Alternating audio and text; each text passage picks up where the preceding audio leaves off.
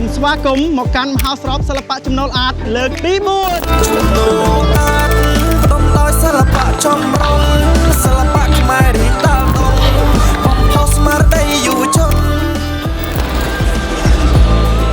សម្រាប់ខ្ញុំការគូររូបបង្ហាញពីអត្តចរិតខ្ញុំចូលចិត្តបែបស្ងប់ស្ងាត់អាចគូទៅធ្វើឲ្យផ្លូវចិត្តល្អពេលអត់សុបាយចិត្តក៏អាចគូររូបបញ្ចេញអារម្មណ៍ខ្លួនឯងបានមិនបាច់ចាំទៅធ្វើអីបែបខុសរឿងអីចឹងបងតាមរយៈកណូវាបានបង្ហាញពីអត្តចរិតយើងតាមអ្វីដែលយើងគូទៅលើផ្ទាំងកណូនឹងវាខ្លះទៅជាกระดาษសហើយតែដល់ពេលអារម្មណ៍យើងមនោសញ្ចេតនាយើងគូទៅលើកណូមកពេលដែលខ្ញុំបានចូលទៅក្នុងចំណោមនេះខ្ញុំបានស្វែងយល់សិល្បៈវាកាន់តែបានច្រើនជាងមុនដោយសារពីមុនយើងគិតថាតសិល្បៈមានតែខាងច្រៀងខាងអីយើងអាចគិតដល់ខាងគំនូរខាងអីដល់ពេលយើងបានចូលបានយើងបាននឹងច្បាស់កាន់តែច្រើនក្នុងកម្មវិធីនឹងទាំងអស់ខ្ញុំចូលចាត់ការតាំងពីពណ៌គំនូរបងដោយសារតែខ្ញុំឃើញគំនូរផ្លាច់ជាច្រើនដែលគេដាក់តាំងនៅនឹងទាំងដែលពីមុនខ្ញុំអត់ដឹងថានឹងជាប្រភេទគំនូរអីចឹងបង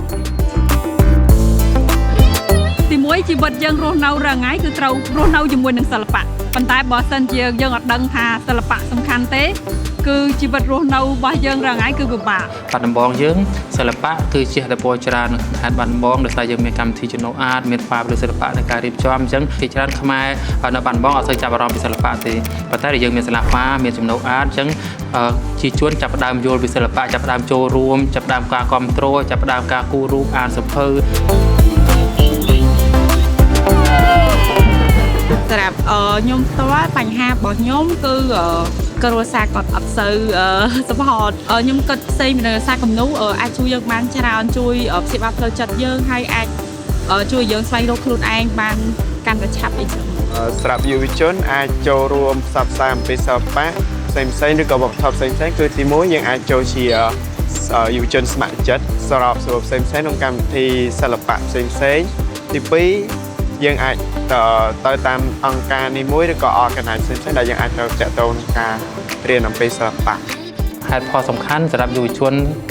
រៀនសិល្បៈពីព្រោះសិល្បៈអាចជួយការងារគាត់បានច្រើនអញ្ចឹងទាំងសហគមន៍ទាំងការសិក្សារបស់គាត់បើសិនជាសិល្បៈគំរូគឺយើងត្រូវការផ្ចង់អារម្មណ៍ច្រើនរៀនសូត្រនេះគឺត្រូវការផ្ចង់អារម្មណ៍អញ្ចឹងសិល្បៈជួយគាត់បានច្រើនមែនទែនសម្រាប់ខ្ញុំគឺវាសំខាន់ដែលយុវជនទាំងអស់ហ្នឹងរៀនអំពីសិល្បៈព្រោះយើងរស់នៅជាមួយនឹងសិល្បៈ